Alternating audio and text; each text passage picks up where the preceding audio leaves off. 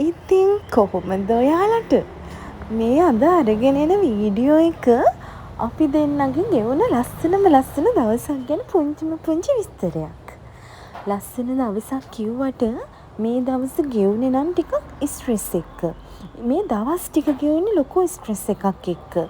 අපිට ළඟම ඉන්න අය කියන ප්‍රශ්න, එතකොට අපේ වැඩ, අපි කරන රස්සාවද ව්‍යාපාරද හැමදේමත් එක්ක මම හිතන්නේ හැම කෙනෙක්ම ගොඩක් ස්ට්‍රෙස් වෙනවා. අන්න එහෙම ස්ට්‍රෙස් එකක් නිදහස් කරගන්න කියලා හිතාගෙන ගිහපු ගමනක් ගැන තමයි ඉතින් මේ විස්තරේ මම ගේන්නේ. ඉතින් අමායි අපේ අයියයි, මං අපේ අයියා කියලා කියන්නේ මගේ හස්බන්ඩ්. ඉතින් අපි දෙන්නත් එක්ක ගියා අම්බලන්ගොඩ පැත්තේ පුංචි විලාහයකට. මේ විලායක තියෙන්නේ මොහොත අයිනෙමයි. ඉතින් අපිට පුළුවන් වුණා ටික වෙලාවක් මොහොත වෙරළට වෙලත් ඉන්න. ඇත්තටම එදා මොහොත වෙරළේ අමුතුම ලස්සනක් තිබුණා. මම හිතන්නේ අපි වෙනුවෙන්ම අපිව නිදහස් කරන්න කියලාම හිතාගෙන තිබිච්ච ලස්සනක් තමයි මේක. ඒ කියන්නේ එතන නිකන් දිව්‍ය ලෝකයක් වගේ හරිම ලස්සන පැහැදිලි අහසක්.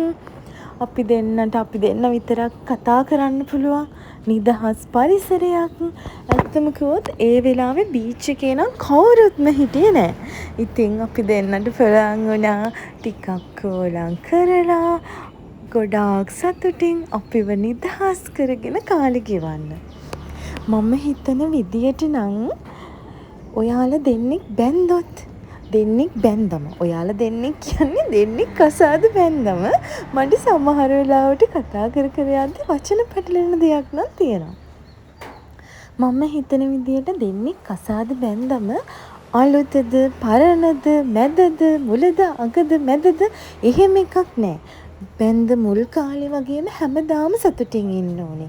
ඉතින් ඒ දේවල් වලට මෙන්න මේ වගේ පුංචි දවස් ඕගොල්ලෝ වෙනුවෙන් ඕගොල්ලෝ වෙන් කරගන්න ඕනේ. මම හිතන්නේ මගේ ජීවිතේ මං ගත්ත හොඳම තීරණය තමයි මං ආදරය කරගෙන ආව කසාද බැන්න එක.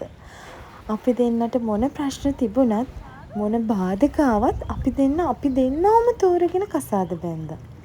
ඉතින් ඒ නිසා තමයි අපිට අද මේ වගේ ලස්සන දවස් ගෙවන්න පුළුවන් වෙලා තියෙන්නේ.